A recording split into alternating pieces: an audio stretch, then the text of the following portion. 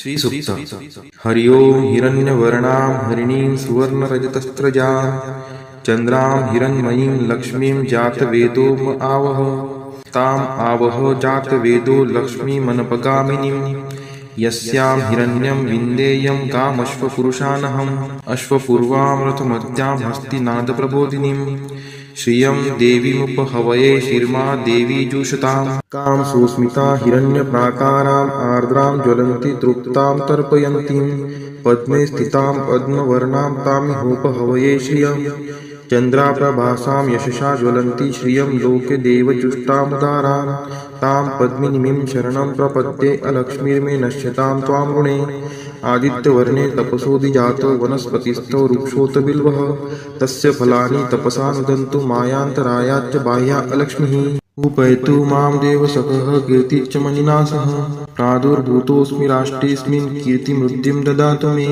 क्षुत्पिपासामलां ज्येष्ठाम् अलक्ष्मीं नाशयाम्यहम् अभूतिं समृद्धिं च सर्वा निर्नुद्मे गृहात् गन्धद्वारां दुराधर्षां निष्टपुष्टां करीषिणीम् ईश्वरी सर्वभूतानां तामिहोपहवये श्रियं मनसः काममाकुतिं वाचः सत्यमशीमहि पशूनां रूपमन्नस्य मयि श्रीश्रयतां यशः कर्दमेन प्रजावृता मयि सम्भवकर्दम श्रियं वासय मे कुले मातरं पद्ममालिनीम् आपः स्रजन्तु स्निग्धानि चिक्लितवसमे गृहे नीचदेवीं मातरं श्रियं वासय मे कुले आर्द्रायः कर्णीं यष्टिं सुवर्णां हेमालिनीं सूर्यां हिरण्मयीं लक्ष्मीं जातवेदो म आवह आर्द्रां पुष्करिणीं पुष्टिं पिङ्गलां पद्ममालिनीं चन्द्रां हिरण्मयीं लक्ष्मीं जातवेदो म आवह तां म आवह जातवेदो लक्ष्मीमनपगामिनीं यस्यां हिरण्यं प्रभूतं गावो दाश्चोश्वान् विन्देयं पुरुषानहम् यः शुचिः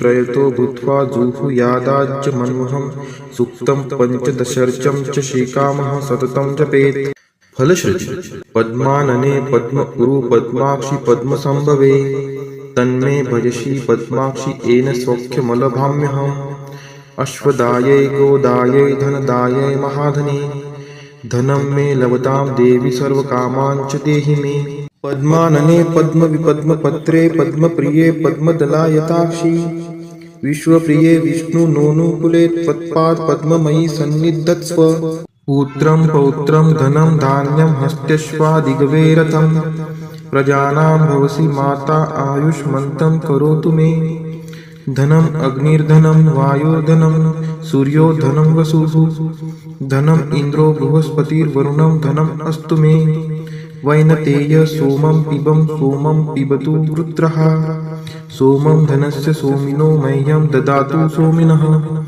न क्रोधो न च मात्सर्यं न लोभो नाशुभा मतिः भवन्ति कृतपुण्यानां भक्तानां श्रीसूक्तं जपेत् सरसीजनीलये सरोजहस्ते धवलतरांशुकगन्धमाल्यशोभे भगवती हरिवल्लभे मनोज्ञे त्रिभुवनभूतिकरी प्रसीद मह्यं विष्णुपतिं क्षमां देवीं माधवीं माधवप्रियां लक्ष्मीं प्रियसखीं देवी नामाम्यच्युतवल्लभां महालक्ष्मी च विद्महे विष्णुपत्नी च धीमहि तन्नो लक्ष्मीः प्रचोदयात् श्रीवर्चस्वम् आयुष्यम् आरोग्यमाविदात् शोभमानं महीयते धान्यं धनं पशुं बहुपुत्रलाभं शतसंवत्सरं दीर्घमायुः इति श्रीसूक्तम् वेङ्कटेशो वासुदेव प्रद्युम्नोमितविक्रम सङ्कर्षणो अनिरुद्धश्च शेषाद्रिपतिरेव च जनार्दन पद्मनाभो वेङ्कटाचलवासन सृष्टिकर्ता जगन्नाथो माधवो भक्तवत्सल गोविन्दो गोपति कृष्णकेशवो गरुडध्वज वराहो वामनश्चैव नारायण अधोक्षज श्रीधर पुण्डरीकाक्ष सर्वदेवस्तुतो हरि श्रीनृसिंहो महासिंह सूत्रकार पुरातन रमानाथो महीभर्ता मधुर पुरुषोत्तम चोडपुत्रप्रिय शान्तो ब्रह्मादीनां वरप्रद श्रीनिधि सर्वभूतानां भयकृद्भयनाशनः श्रीरामो रामभद्रश्च भवबन्धैकमोचकः भूतावासो गिरावास श्रीनिवास श्रियपतिः अच्युतानन्दगोविन्दो विष्णुर्वेङ्कटनायकः सर्वदेवैकशरणं सर्वदेवैकदैवतं समस्तदेवकवचं सर्वदेवशिखामणि इतीदं कीर्तितं यस्य विष्णोरमिततेजसः त्रिकाले यः पठेत् नित्यं पापं तस्य न विद्यते। राजद्वारे पठेत् घोरे संग्रामे रिपुसङ्कटे।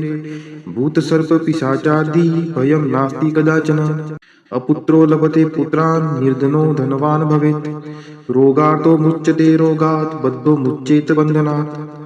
यद्यदिष्टितमं लोके तत्तत् प्राप्नोत्य संशयः।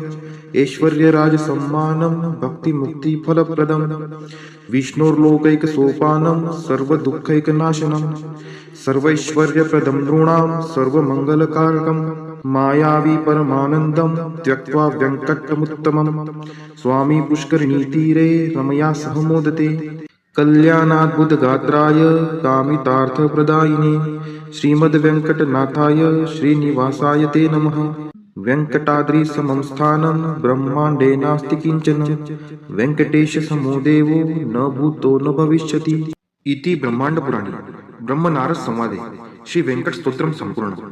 ॐ नारायणाय विद्महे वासुदेवाय धीमहि तन्नो विष्णुः प्रचोदयात्। ॐ नारायणाय विद्महे वासुदेवाय धीमहि तन्नो विष्णुः प्रचोदयात्। ॐ नारायणाय विद्महे वासुदेवाय धीमहि तन्नो विष्णुः प्रचोदयात्।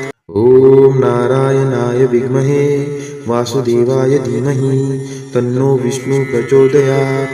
ॐ नारायणाय विद्महे वासुदेवाय धीमहि तन्नो विष्णुः प्रचोदयात्। ॐ नारायणाय विद्महे वासुदेवाय धीमहि तन्नो विष्णुः प्रचोदयात्। ॐ नारायणाय विद्महे वासुदेवाय धीमहि तन्नो विष्णुः प्रचोदयात्। ॐ नारायणाय विद्महे वासुदेवाय धीमहि तन्नो विष्णुः प्रचोदयात्। ॐ नारायणाय विद्महे वासुदेवाय धीमहि तन्नो विष्णुः प्रचोदयात्।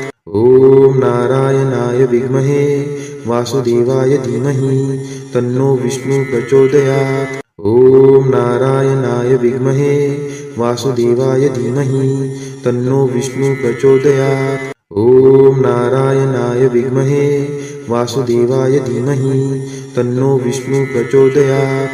ॐ नारायणाय विद्महे वासुदेवाय धीमहि तन्नो विष्णुः प्रचोदयात्। ॐ नारायणाय विद्महे वासुदेवाय धीमहि तन्नो विष्णुः प्रचोदयात्। ॐ नारायणाय विद्महे वासुदेवाय धीमहि तन्नो विष्णुः प्रचोदयात्। ॐ नारायणाय विद्महे वासुदेवाय धीमहि तन्नो विष्णुः प्रचोदयात्। ॐ महालक्ष्मी च विद्महे विष्णुपत्नी च धीमहि तन्नो लक्ष्मी प्रचोदयात्। ॐ महालक्ष्मी च विद्महे विष्णुपत्नी च धीमहि तन्नो लक्ष्मी प्रचोदयात्। ॐ महालक्ष्मी च विद्महे विष्णुपत्नी च धीमहि तन्नो लक्ष्मी प्रचोदयात्। ॐ महालक्ष्मी च विद्महे विष्णुपत्नी च धीमहि तन्नो लक्ष्मी प्रचोदयात्। ॐ महालक्ष्मी च विद्महे विष्णुपत्नी च धीमहि तन्नो लक्ष्मी प्रचोदयात्। ॐ महालक्ष्मी च विद्महे विष्णुपत्नी च धीमहि तन्नो लक्ष्मी प्रचोदयात्। ॐ महालक्ष्मी च विद्महे विष्णुपत्नी च धीमहि तन्नो लक्ष्मी प्रचोदयात्। ॐ महालक्ष्मी च विद्महे विष्णुपत्नी च धीमहि तन्नो लक्ष्मी प्रचोदयात्। ॐ महालक्ष्मी च विद्महे विष्णुपत्नी च धीमहि तन्नो लक्ष्मी प्रचोदयात्। ॐ महालक्ष्मी च विद्महे विष्णुपत्नी च धीमहि तन्नो लक्ष्मी प्रचोदयात्। ॐ महालक्ष्मी च विद्महे विष्णुपत्नी च धीमहि तन्नो लक्ष्मी प्रचोदयात्। ॐ महालक्ष्मी च विद्महे विष्णुपत्नी च धीमहि तन्नो लक्ष्मी प्रचोदयात्। ॐ महालक्ष्मी च विद्महे विष्णुपत्नी च धीमहि तन्नो लक्ष्मी प्रचोदयात्। ॐ महालक्ष्मी च विद्महे विष्णुपत्नी च धीमहि तन्नो लक्ष्मी प्रचोदयात्। ॐ महालक्ष्मी च विद्महे विष्णुपत्नी च धीमहि तन्नो लक्ष्मी प्रचोदयात्। ॐ महालक्ष्मी च विद्महे